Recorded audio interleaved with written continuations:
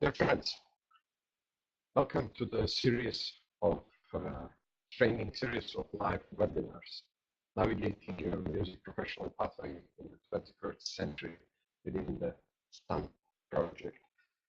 Today, I will present to you the webinar number 3 under the title Positioning Yourself, Finding Your Place in the Value Chain for Increased Competitiveness and Sustainability. My name is, as you see, Nelly Bogdanovic. I work today at the Cyprus Symphony Orchestra Foundation as Executive Director managing National Symphony and National Youth Symphony Orchestra. Also, until the end of this year, in the capacity of the Head of Creative Europe Desk of Cyprus. Our organization is also managing the Europe for Citizens program and Cyprus Music Information Center.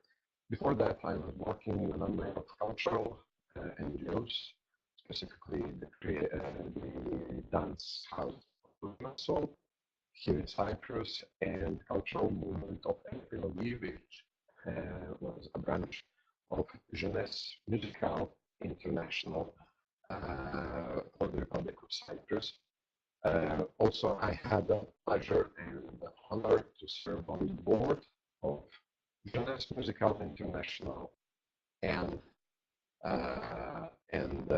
European Music Council. Well, dear colleagues, as you might know, some individuals or teams identify opportunities, evaluate them as viable, and then decide to exploit them. If you all hear me, thank you for your feedback. Is now better?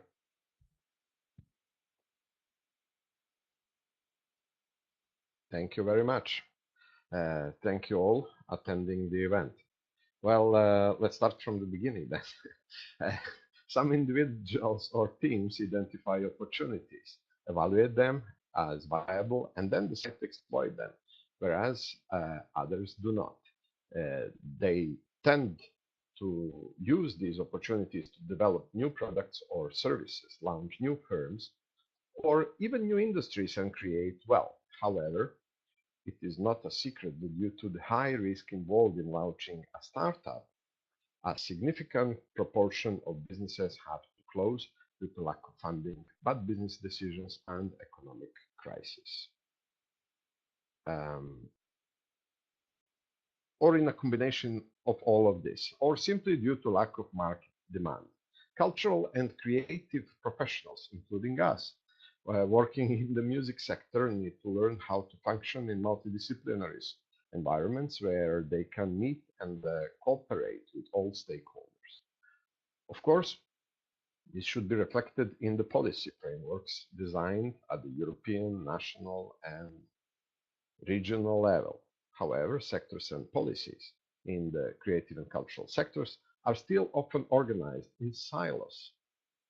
In order to overcome them and to promote crossovers, there is a need for a comprehensive strategic approach involving all actors, maybe through a structured dialogue. There is a strong need to raise awareness on a broad and more open than technological meaning of innovation that highlights the role of culture and creativity and its process, and provide the professionals of the creative and cultural sectors with necessary mix of skills needed through special design capacity building programs. In this webinar, I would like to present to you an overview of structure of creative and cultural sectors, and specifically the music ones, and encourage you to probably start thinking about how to develop, organize, and manage a business venture along with any of its risks in order to make a profit, which could be of economic and social nature, and at least to have a better view on your professional opportunities within the sector. This time, I will not concentrate on the technology or methodology of business development, but rather to a presentation of an overall picture of the nature of cultural sectors. We will be analyzing their value chains, presenting various stages of the life cycle of a business and the challenges that they are facing. And finally, uh, we will offer to you an extensive list of financial measures and mechanisms that could support a growing businesses. At this, I need to say that the language that will be used in this webinar may, for many artists and cultural workers, might be of many cultural workers might find it a little bit strange and unusual and probably hard to understand. However, I think it is also part of the capacity building process. As we said earlier, we should avoid living in silos and communicating in a different with different terms will help uh, cultural sectors, our organizations, and culture and arts in general to become more effective, more powerful in delivering their mission. But let's see from the beginning what are our roots. And when I say our, I always mean creative and cultural sectors. Talent, expression, and creativity is a huge resource of any society, especially of the European one. Um, Europe has a tremendous strength in not only in talented people, but in the innovation path that very often was ending up in different parts of the world, but it is something that the whole European economy actually is relying on due to extremely rich cultural heritage, due to well educational system and number of social economical factors. Uh, Europe today, European creative and cultural sectors are evaluated, are estimated to have an exceptional role in the development of the economy. And when saying Europe, it is not only the European Union, we are talking also about pre-accession countries or wider Council of Europe definition of 48 countries. So the European Commission, by establishing Creative Europe program, has very specifically defined what the creative and cultural sectors are. And it is probably important to mention again, to read for those who were not familiar with this, that cultural and creative sectors means all sectors whose activities are based on cultural values and or artistic and other creative expressions, whether those activities are market or non-market oriented, whatever the type of structure that carries them out, and irrespective on how that structure is financed. Here making a point that for the European Commission policy, it is not important whether an organization is for profit or non-profit, whether we are talking about individuals, sole traders, enterprise, association, or foundation. And I continue. Those activities include the development, the creation, the production, the dissemination, and the preservation of goods and services which embody cultural, artistic, and other creative expressions, as well as related functions such as education or management. From this second part, we already realized that there is a very specific line from development and creation to the preservation of cultural goods and services. And again, I continue saying that the cultural and creative sectors include inter alia architecture, archives, libraries, and museums, artistic crafts, audiovisual, including film, television, video games, and multimedia, tangible and intangible cultural heritage, design, festivals, music, literature, performing arts, publishing, radio, and visual arts. After the performing arts, I make a small rest as the music and the performing arts seems to be doubling. Music is a performing arts, or probably it is not anymore. Let's see. Let's continue our exploration of the sector, and we might have some more updates on this. So. Uh, the creative and cultural sector for Europe have an exceptional role, not only in selling piece of arts or recorded music, but also in diplomacy and soft power. So culture has a very strong political role and agenda. In the world after the technological, actually during the technological revolution, we could see on the global scale that a number of new cultural superpower are rising. Uh, I think it is not unknown for you that, for instance, Egypt has very developed film industry. Also, India, Bollywood. The Chinese Communist Party has put creative and cultural industries as a pillar sector within the present 5 years plan, which is the 13th one. It seems that culture is getting um, more and more how to say, more and more important in the political and economic and technological agenda, and not only in the social. It is also important to mention that when culture benefits other sectors, for instance, due to cultural offer, we have a rise in the tourism industry or other industries which are connected to innovation. We call it creative spillovers, and there is a very specific study on creative spillovers published by the European Commission, here European Affairs, that I strongly recommend you for further readings.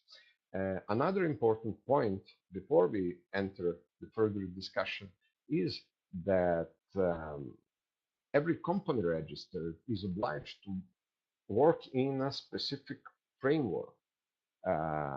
And this, for instance, there is a number of them, but some of the most usual for us in Europe is NACE codes, NACE codes. I recommend you Googling revision number 2 will give you a list of the sectors, and you would see that the culture is not only in one of them. Culture and creativity is a number of them. So detecting which sectors are recognized as cultural or creative in your country would be a very good further idea. It is also important to admit that the definition that I read previously by the European Commission is not unanimously adopted by all national governments. We are rather struggling for a pan-European platform of the recognition of creative and cultural sectors. But the point of this first part was just to say that yes, we are close every day to the how to say, to more unified form of recognizing our sector. And saying that, I would like to move to the second part, is where we are among those sectors. But before I proceed, let me say that the nature of music sector specifically is has also a number of frameworks. One of the frameworks was defined by Philip Tagg. He created an axiomatic triangle of music genres that most probably you know, which is artistic, commercial, and traditional. And every project, organization, or band or whatsoever is somewhere within this triangle. Um, Another framework would be the EMC, IMC, European Music Council, International Music Council, division of five music sectors, which are the education, the live music, the mediated music, means recording, the creation, composer arrangements, and the musical infrastructures like concert halls. The music sector is very specific. As a creative sector, uh, it is divided between for-profits and non-profits. Also, a lot of small and medium enterprises, actually huge number of micro enterprises employing 1 to 3 employees. Also, there are, of course, giants, not to mention them this time, but we all know how the huge international corporation work in the real field of the music industry. Also, in Europe, music, especially classical music, has a big tradition of public support. uh, Very many symphony orchestras, which is my field of everyday work, um, they get public support in the biggest part for their operational expenses. It is also important to say that the nature, whether for profit or not for profit, actually define the success parameters of a musical enterprise. Uh, that means that uh, as the things are developing, more and more music is taking two big lines uh, that are united under the general definition of the creative and cultural industries. The music could be seen as performing art, and the music could be seen as industry. Um, the music as industry is more correlated to the auxiliary production of performing arts. But we will come back to you to this question a little bit later. I would give you now a short introduction to the what value chains are. Michael Porter, analyst of business theoretician, introduced, well, the value chains were introduced almost 300 years ago, but the formal, little bit more formal, more systematic definition and elaboration on the value chain analysis was given by Michael Porter. Um, an industry uh, an industry value chain is a physical representation of the various processes involved in the producing goods and services, starting with raw materials and ending with the delivered products or customer service. It is based on the notion of value added to every production level. It is important to make a difference between the value chain within an organization and the value chains within an industry. Uh, in present slide, um, you would see how media program and Media Mundus and today Creative Europe Media sub-program see the audiovisual European audiovisual sector value chain. So starting from uh, development or before even education and training, then development, then production, then promotion, then distribution, and exhibition of the films. Um, The cultural and creative sectors value chain consists of an initial creative idea, therefore, which is usually combined with other inputs to produce a cultural work, which then moves through the series of interlinked stages before it reaches the final consumers or attendant, visitor, member of the audience, as we know in the more artistic fields. Within one value chain analysis, all relevant activities and actors that play a role in the creation, production, dissemination, exhibition, and preservation, as well as other functions, education, training, or management regulation of the creative products or service could be taken into account, as well as the interrelation between those actors.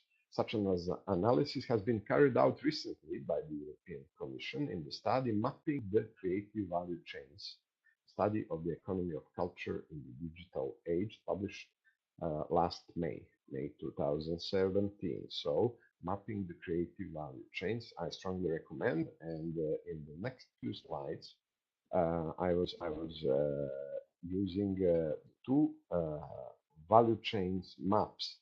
Um, the one for the performing arts, which also music is a part of, and the one of the music industry, which is similar but still different.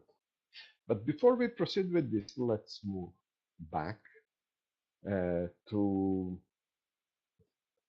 uh, to my understanding of the value chain in the musical sectors. This presentation, as I said earlier, will help us to find where we are, where we could work, and who are the next chains before or after our field of expertise. In a way, it is a map. If we are students, how better to plan the career and position ourselves. And if you are entrepreneurs, with whom could we um, collaborate? And I think this map will, in general, provide you a better idea where you could work and where you could offer your services.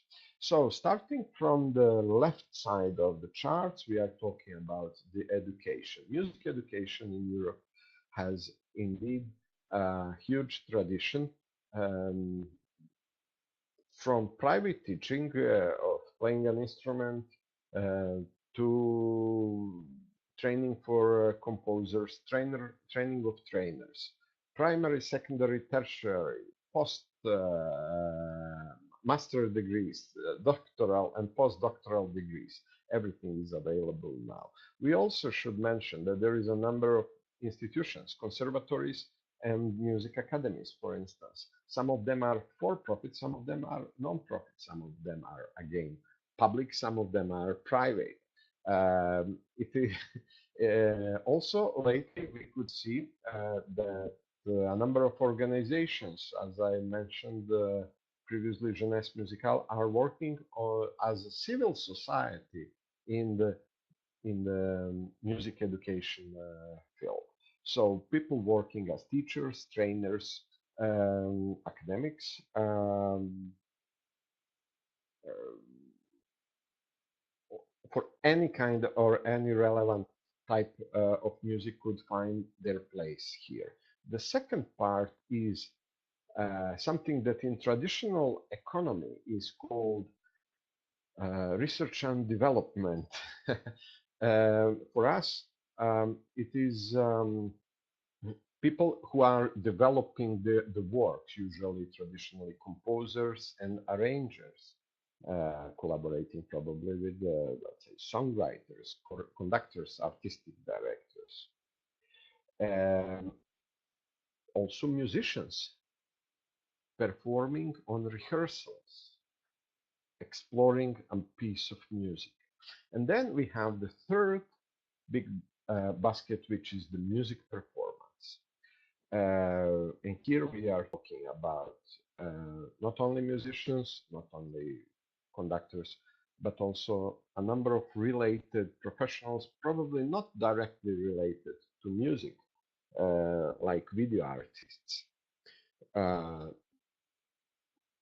the next chain will take us to the better organization of music, because and promotion activities, support, commercialization, marketeers.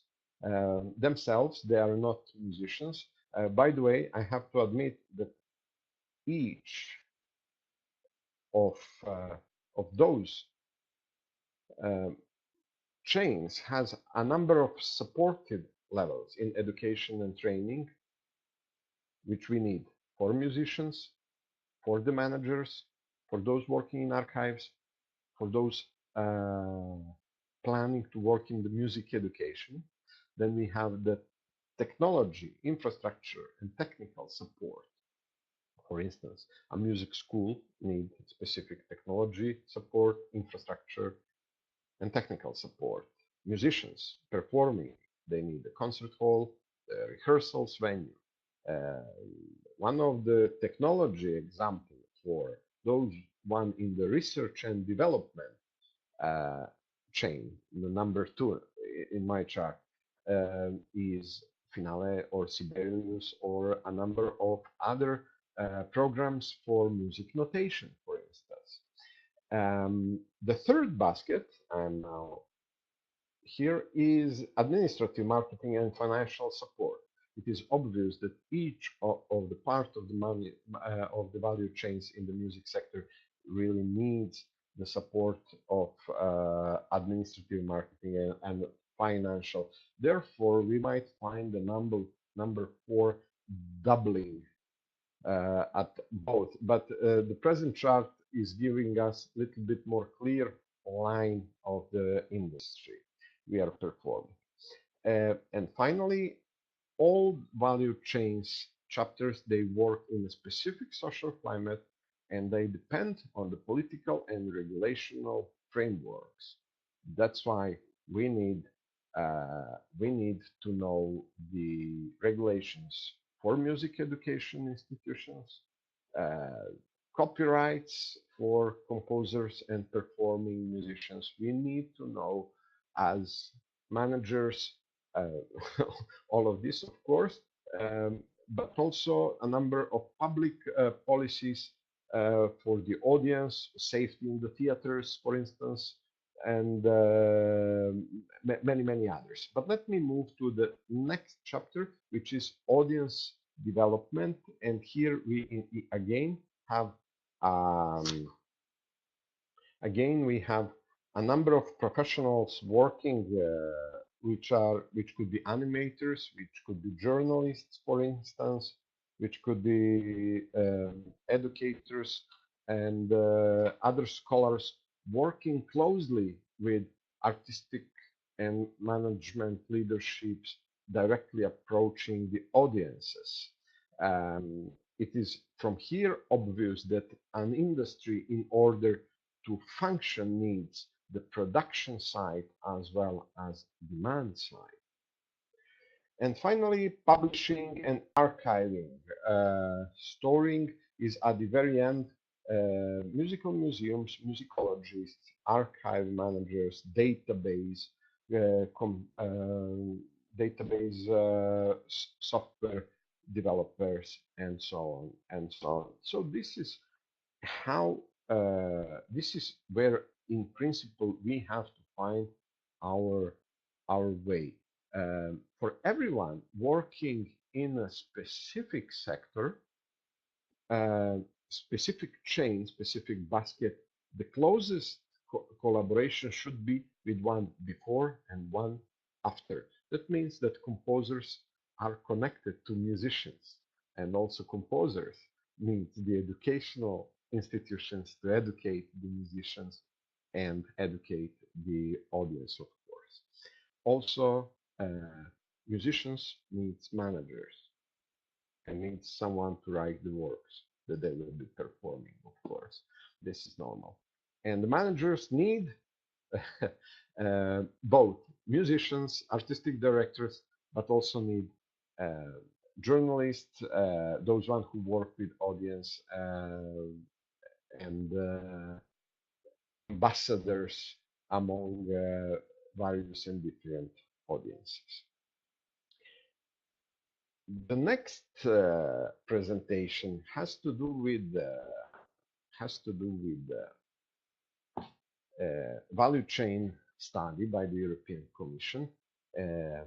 I just wanted to present the first one is music as performing arts, and you could see on the top red area where CD, DVD production, broadcasters, so TVs are presented as ancillary goods and services. That means that the basic field of what we are doing is producing music, and then it is kind of additional activity in making the CDs. And then I'm jumping to the next slide, which compares music industry where linear uh, retailers and non-linear distributors, digital platforms are part of the core industry. So the present slide is about the music industry, and the previous, the final back, is about uh, music as a part of performing arts. So analyzing this, we could start from private and public financing, then content creation, script composition, choreography, which would lead us to the production, rehearsals, stage design.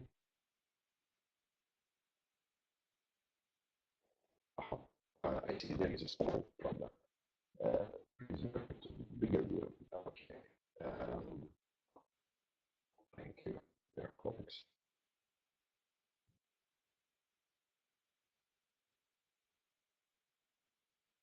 Okay.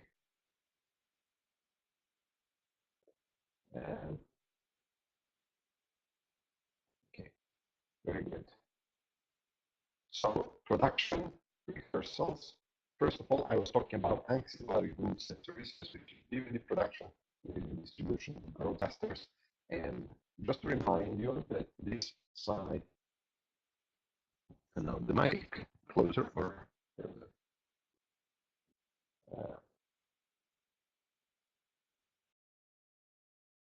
test of the mic.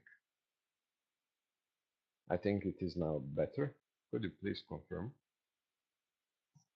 Better. Thank you very much, dear Vladimir. And Marianne.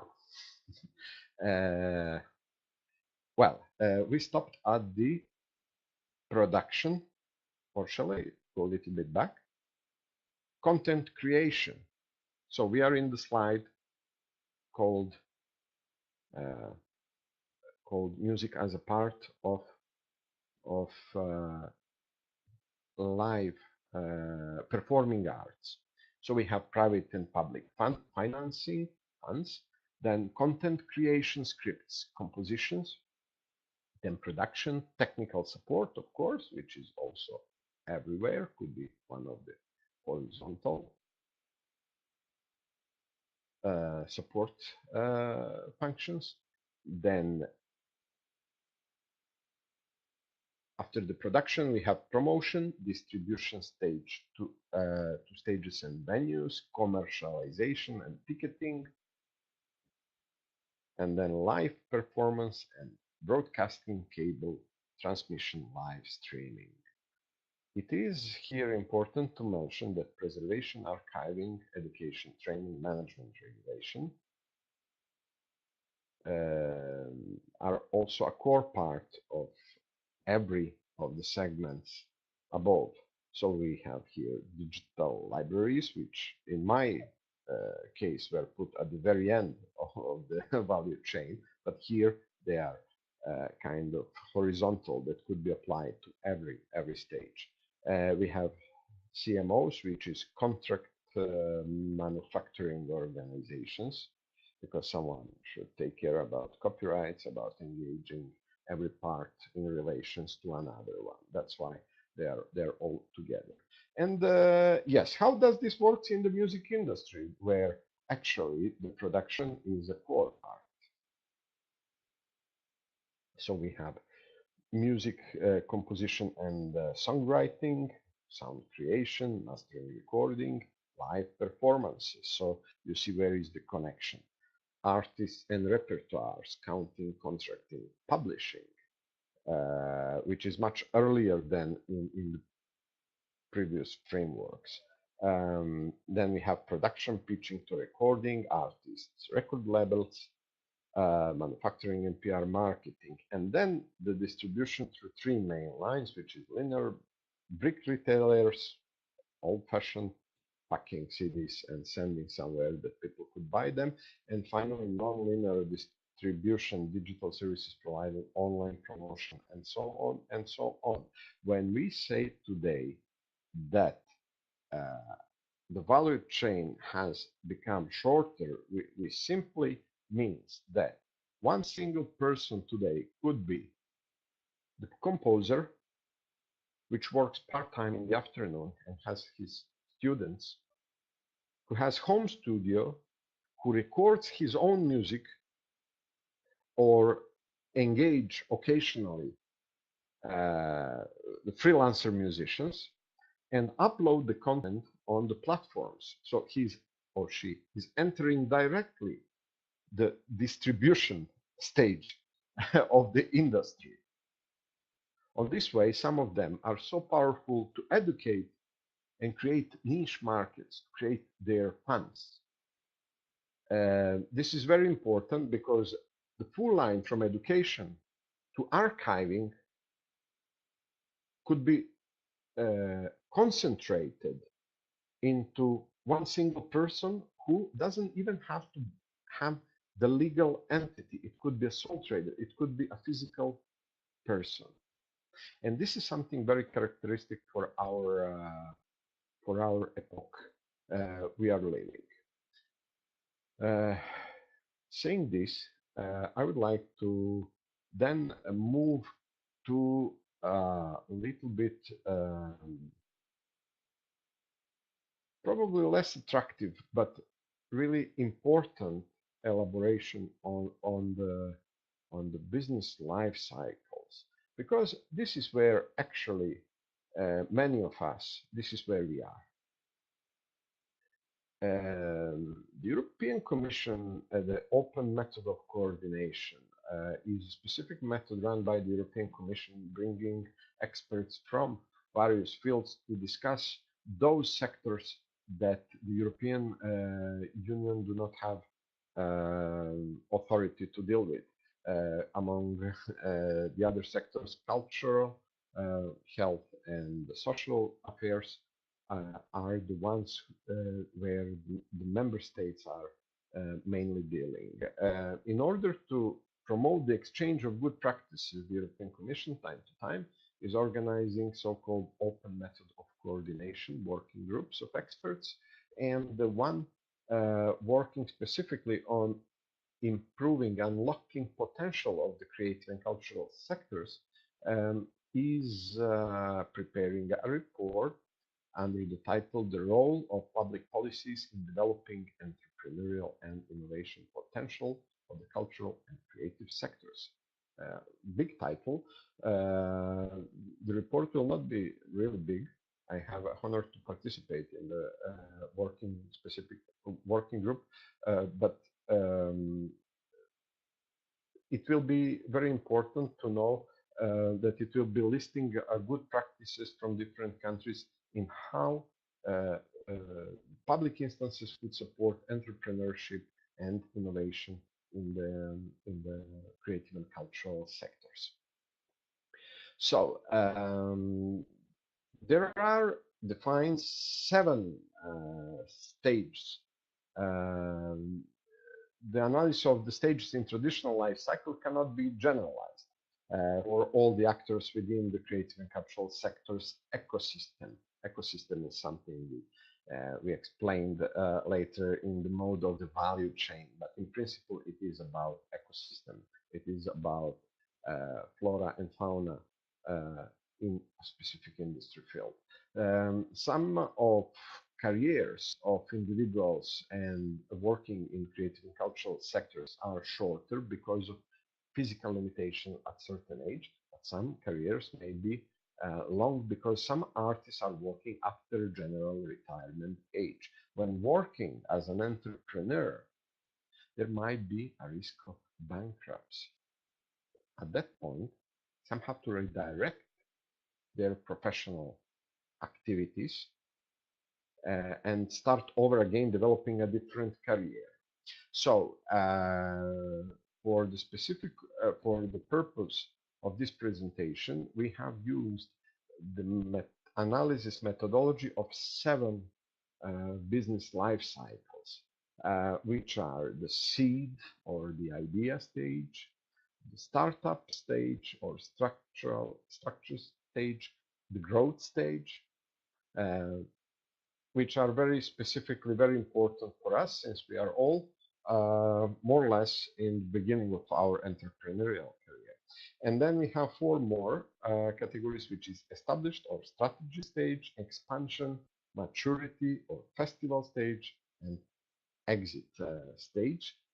Sometimes some models identify 5 instead of 7. In this case, growth and expansion stage on the one hand and the established and maturity stage on the other hand are considered to be one stage actually. And the above mentioned specificity of CCS, creative and cultural sectors careers, has to be taken into account when talking about description of different stages of the CCS life cycle. So the seed or idea stage, in this stage, when the cultural and creative practitioner develops an idea, which has to be turned into a cultural, creative, um, good or service. Very often this stage already starts from the school, meaning that the successful implementation of this cultural creative idea depends on how creative and cultural sectors are presented as an interesting sector and how schools, high schools, and universities provide the necessary assistance to raise entrepreneurial and innovative skills. This stage is characterized by an um, enthusiastic entrepreneurship behavior. When the focus is on the enterprise, most seed stage companies will have to overcome the challenge of market acceptance and pursue a niche opportunity. One would say they are fighting to be taken seriously by the older market stakeholders. So that means that usually a young person or young spirit already have some idea during the school time or a little bit after the school time, and we should concentrate in the educational sectors to promote and to help young people that they could realize their ideas. Well, at the seed stage, seed or idea stage of the business, the focus is on matching the business opportunity with entrepreneurs' skills, experience, and passions. Um, that means that many youngsters have a good idea, but this good idea should be supported by specific skills. Other focal points include deciding on a business ownership, whether they will be working alone or organized in teams, finding professional advisors, and business planning. The challenge of this stage is, of course, lack of public support programs to foster entrepreneurial and innovation skills. Long story shorter, there is a number of measures that could support youngsters on this very stage, specifically with financial management, which is microfinance, uh, reward-based crowdfunding, equity crowdfunding, creative voucher grants. Um, the last part of this webinar will be about uh, the instruments of financial support for creative and cultural enterprise. So we will be talking more about what are grants, creative vouchers, and crowdfunding. After the seed stage, there is the second stage called startup structure stage. Here, the cultural or creative professional has established their product and service, or they have found their clients or participants or audience, and the workflow is planned. A mission and visions are developed, but the need for a strategic approach is, although perhaps identified, not yet put into the action. Not all activity is organized in a business organization, and many professionals still work as self-employed. You will see that even at the latest stage of every business in creative and cultural sector, we still have this phenomenon of self-employed sole traders, individuals working with or without any legal framework, not legal framework, but legal entity registered. Some of them will find an enterprise in this stage, but some will choose a non-profit organization, and some will always be self-employed. When it is about companies, a new business has been born and exists legally. Products or services are in production. If the business is in the startup life cycle stage, it is likely to have overestimated money needs and the marketing time. It is to say that actually, in the most of the case, we do not need so much money for startup uh, as we sometimes estimate. During the startup or structural phase, the cultural creative enterprise needs to professionalize their skills and check if estimations made in the original business plan still correspond with reality. Entrepreneurial skills are not always encouraged or supported, and also management skills may be missing. Um, all of us who already started, and from the list I already see a number of participants who are running their projects. We all understand that a part of good idea we always in principle had, we had a lack of knowledge how to manage it, and this sometimes created an overall stress. Active and intensive coaching and consulting is needed at this point on both innovative and entrepreneurial aspects. In this phase, one-to-one coaching is necessary, but it is often very expensive as this has to be done by niche specialists. Public support schemes targeting this type of coaching and consulting are an asset. The support can consist in an active matchmaking program between the cultural, creative, professional, and the niche specialists. Also, one of the biggest problems is the access to finance. A joke says that on the startup stage, the startups are supported by 4 Fs: friends, family, fools, and fans.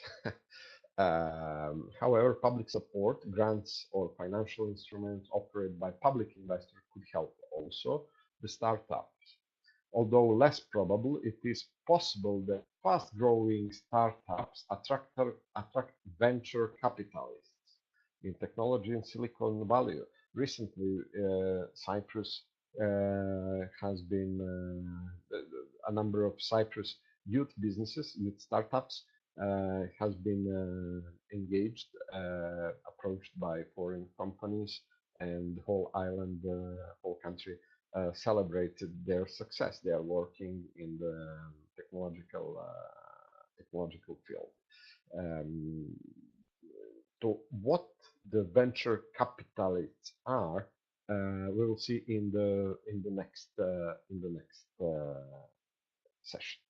In the startup phase, entrepreneurs are looking not only for additional investments and loans, but also for a suitable working environment, contacts, know-how. The main role of business incubators, and this is something you really need to Google, therefore, is not only to provide advisory and administrative support services, but also access to expertise, networks, and investors. Co-working spaces, so-called creative hubs, allow startups to save on operating costs. An incubator primary objective is to produce successful and financially viable firms that can survive independently after the 2 or 3 year incubation period. Early incubators focused on technology companies or on combination of industrial and service companies, but newer incubators work with companies from wide range of industries, including the creative and cultural sectors. The close working relationship between startups from different disciplines in an incubator creates synergies that facilitate creative and cultural crossovers and the creation of new business models. In order to fulfill their main objective, incubators need to focus on growth companies rather than lifestyle companies. And usually, for the second stage, startup stage, grants, incubators, and seed funds seems to be the most relevant support measures. I will just say a few words about the third, about the growth stage. In that stage, the cultural creative professional can still be self-employed and choose this way of working on a permanent basis because it gives him or her the necessity, freedom, and autonomy to reach their goals. Uh, let me what is important here at the growth stage, in this phase, it is very crucial to have a clear view on the strengths and weaknesses which have to be situated in the business organization itself, because after the startup, it is an expansion phase, it is a scaling phase, and the CCS professionals have to stay ahead of the competition also in the non-commercial niches where public audience has to be convinced on their unique selling points. So the loyalty, the close collaboration with the environment and self-awareness is crucial for this stage. How to manage lifelong innovation, sound financial basis, and demand side engagement is the main question for this phase. During the growth phase, dialogue with the clients, audience, participants is essential, and innovative ways to reach them become more and more time and money demanding. The biggest challenge for growth companies is dealing with the constant range of issues bidding for more time and money. Often, there is a lack of initiative to take risks for finding new markets and seek growth. It is important, and it will be mentioned probably again later, that growth is not the objective of every business. A number of business in any industry prefer to stay as they are. A number of personalities prefer to keep their organization according to the funders uh, size, and many of them really deliver a great value uh, within the present size and throughout many years. In the growth stage, access to finance remains a constant concern. Adequate instruments are of great help in these periods, and we are talking about microcredits, loans, debt financing, and venture capital. a good public schemes with a wide range of financial products, including guarantee schemes for both commercial and non-commercial entities, are crucial in this stage. The fourth stage, established uh, strategy stage. During this stage, professionals can still be organized as self-employed and can establish their activities in this organizational manner because this allows them to work on a project basis in ever-changing constellations. The project's basis working seems to give flexibility and a fitness to an organization which helps it to survive. In this phase, the professional activity is in a mature state, and the place within the ecosystem is clear, and daily activities has become strategically oriented. Although the professionals found and know uh, customers, their customers and audience, they has to stay focused on the changing tastes both in society and among the clients and the audience. And just about the expansion state is a common phase in a traditional economy, but not always within the creative and cultural sector life cycle because of reasons explained earlier. A new period of growth and expansion into new markets is not a common phase in creative and cultural sectors, and a number of policies actually deal with this problem. How to probably go out, how to export the products, how to develop the audience, specifically for European films, for European music abroad, China, India, Americas, BRICS countries, huge markets that as Europeans we should think more and more about, as they are thinking, obviously, about us. Maturity and festival stage. In this stage, the activities, organization, or business professional can be described as a stable phase during which content becomes more and more important and strategic management is strong, very high professionalization. But it also has a very vulnerable stage because in order to stay successful, new products and services have to be developed and examined, which implies that a new growth stage has to be started in the meanwhile professional practice. That means in order to stay fit, to stay mature, uh, uh, continuous innovation exploration should be applied. And finally, the exit stage. Um, for many of us, this stage do not apply. Usually, this is when the business has been sold or continues in a different business. In traditional economy, this phase is important because of the opportunity to cash out. In the creative and cultural sector, this phase is less common because of the presence of a lot of micro companies and small SMEs that actually cannot be sold. That's why probably thinking about improving the role of intellectual property and copyrights, ensuring that uh, people, persons, individuals have collected, they could capitalize in the further stage on something they have already done before. Very often, the associations in their statutes have the very last sentence saying that the whole property uh, in case of closure, the whole property will go to probably for charitable purposes or to the public instances and so on and so on.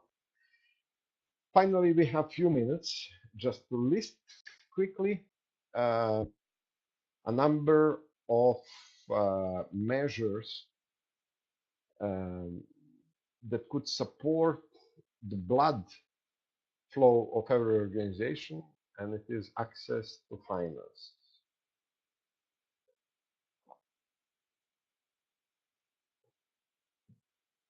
The creative and cultural sectors can benefit from various funding instruments ranging from self-finances, public support measures, private financing, or debt and equity, um, and other measures like structural measures, which include incubators and accelerators. Grants, first of our scale, it could be startups. Unlike loans, grants are funding that the recipient does not have to pay back. Working in the cultural sectors, we all know how nice it is to win the grant. We have to deliver the job, and we do not have to pay any interest if we deliver it properly to the donor. Usually, it has been given by the EU instances, the national budget, or local ones, or even private organizations. Vouchers are the documents. It is the second, actually third on this presentation. Vouchers are just probably make this a bit bigger.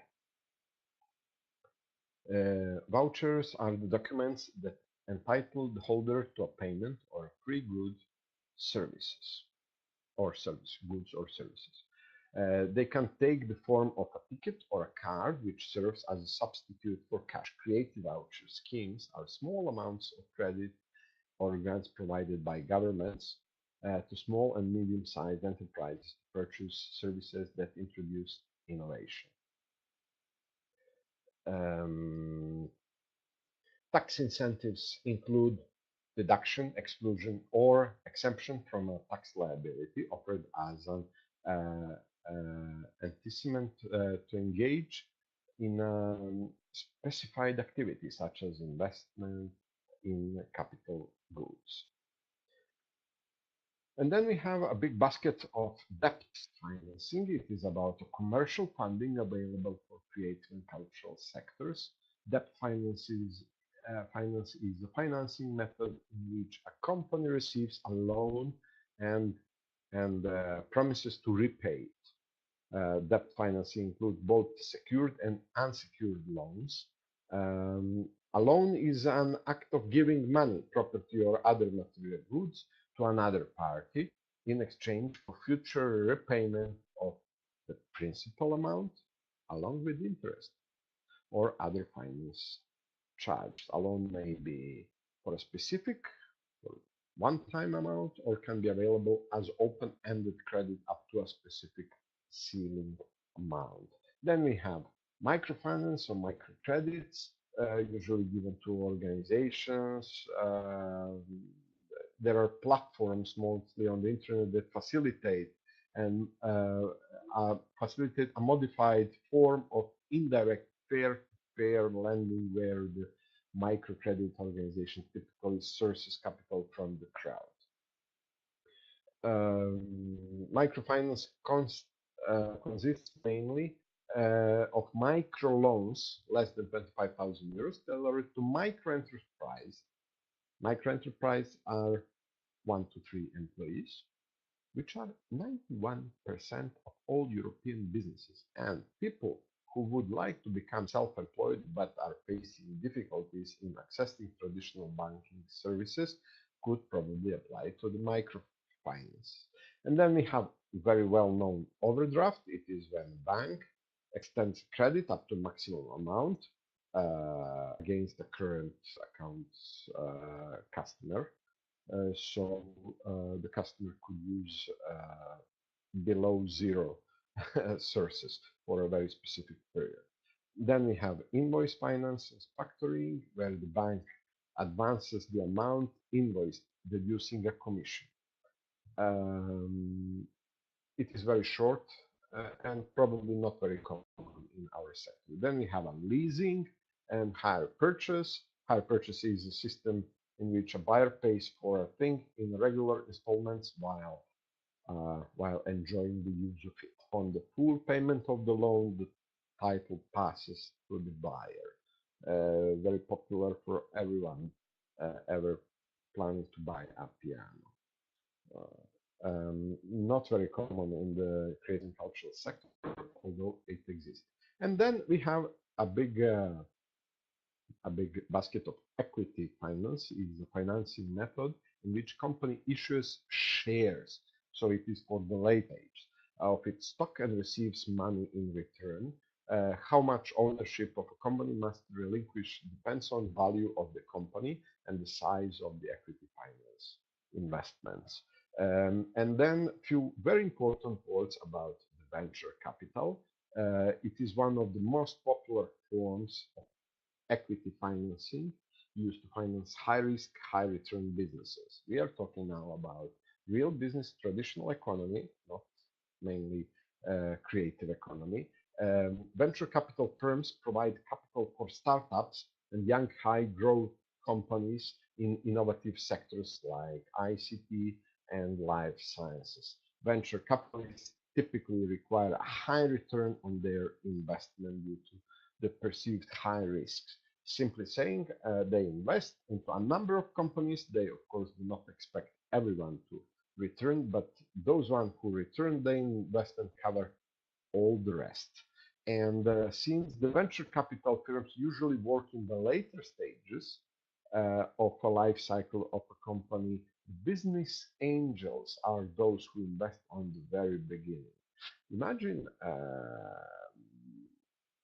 that's why the young entrepreneurs, or I mean, startups should be asking for local business angels, networks, and association who, if realized the value and the potential of the idea, could invest directly a lot of money into the business. Of course, the part of the ownership of the company of the initial owner will become less. And then we have seed capital. The seed capital funding is a form of financing provided to study, assess, develop an initial concept. It has to do with the first stage,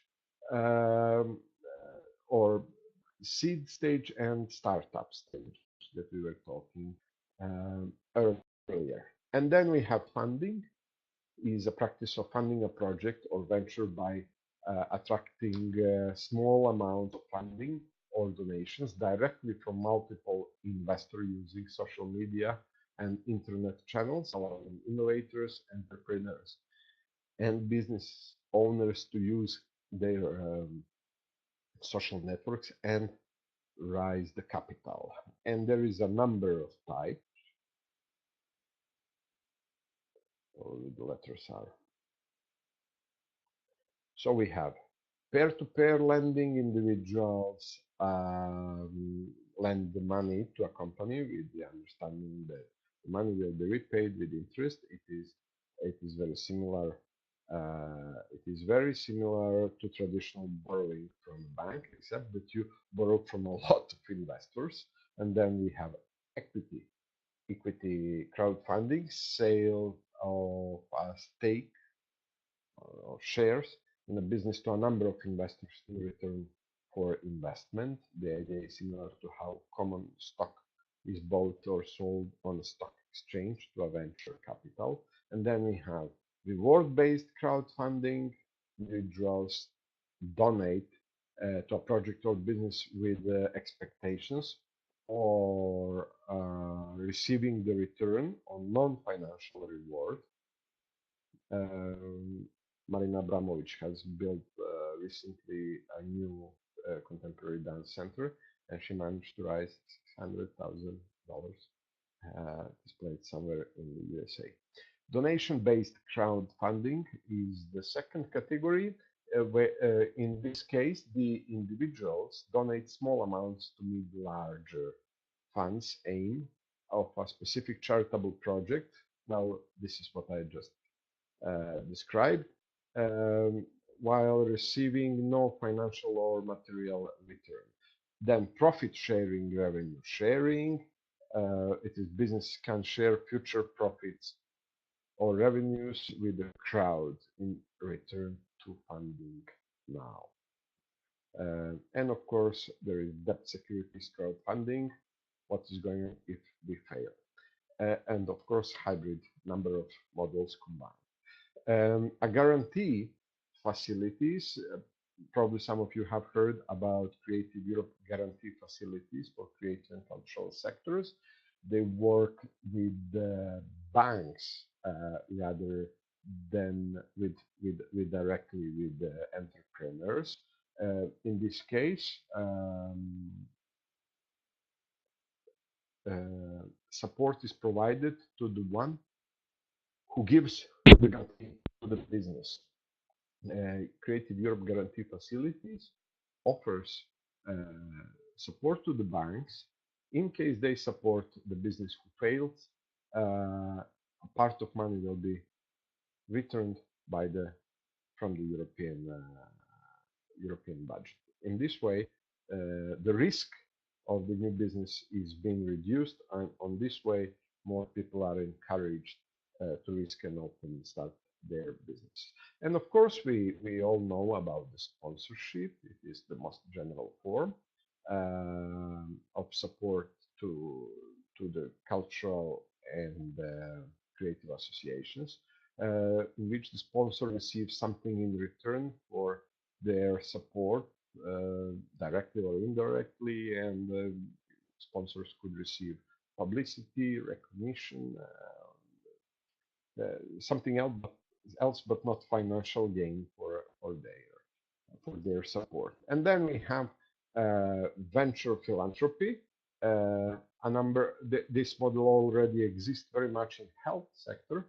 It is about matching the soul of philanthropy with the spirit of investing. It is about achieving the highest possible impact from charitable investment, but instead of a financial return, it aims for the highest benefit to the society. Success in venture philanthropy means achieving a social impact by investing time and money in charities and social enterprise. And finally, public-private initiatives, pretty well known for all of us.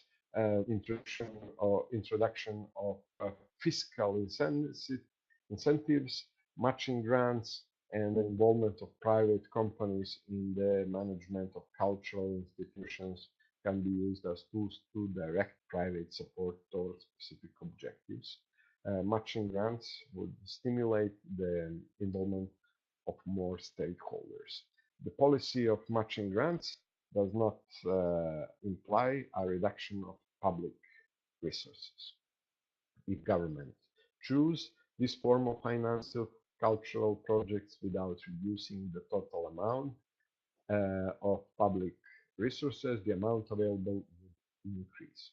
The number of projects could therefore also increase. Dear friends, yes, few words. As I said, incubators and accelerators are similar forms. They are not financial, but they could be financial. They could be offering micro grants as well. Usually for a period of 6 months to 3 years. Accelerators are rather shorter than incubators, and all of you having a good idea should try to detect a nearby incubator supporting probably creative and cultural industries and sectors. By saying this is the last formal slide, which presents all the previous stages together. So we see the self-finance, public support measures, debt finance, crowdfunding, equity finance, personal resources, friends and family, you remember 4Fs, loans, microcredits, overdrafts, business angels, venture capitalists, donation sponsorship, partners, and the guarantee facilities. Wrapping up this session, that seems we have used a little bit more time that we have. I would like to say that it is very important to continuously keep up to date what our sector is, how it functions, what is the relations between various segments of the value chain, which would usually give us a better idea how we can utilize position and uh, um, find better place in the ecosystem of creative and cultural industries. Um, I would be now open for any question. Someone is requesting that we make it bigger. I would like to mention that this presentation, these measures you could easily find in the European Commission OMC report called Access to Finances for Creative and Cultural Sectors, which I found very useful and useful for everyone thinking about opening his her business. Yes, if there is any question, I would be glad to try to answer to them. You can type them on the box in the chat. Meanwhile,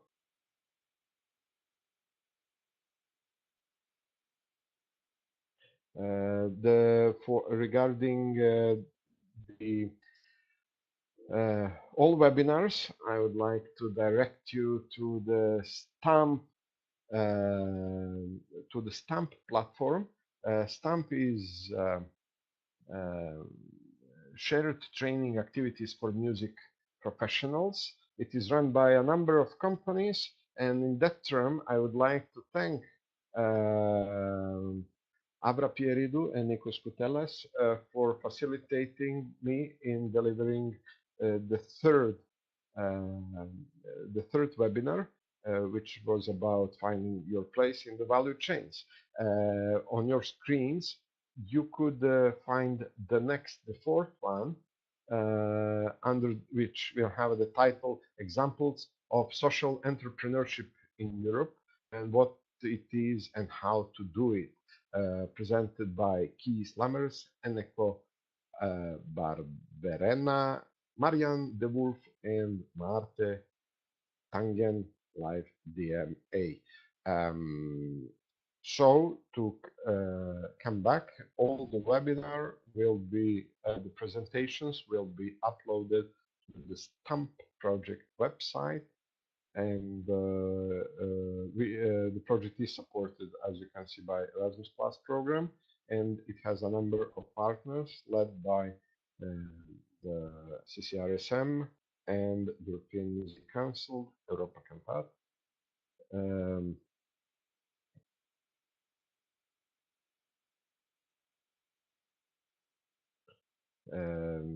Jeunesse Musicale Hungary, EMCY, and a number of other partners. There is just a question I would like to add to see what is the source of access to finance. Oh, yes, finance document. Regarding, yes, access to finances for creative and cultural sectors is the report by OMC Group dedicated to this very specific to this specific thematics. Access to finances for creative and cultural sectors, and there you can find. It is, of course, not only for it is not only for non-profits, but it is a guidelines for the public sector how better to develop various measures. Yes, it is available on Google. It should be available on Google, of course.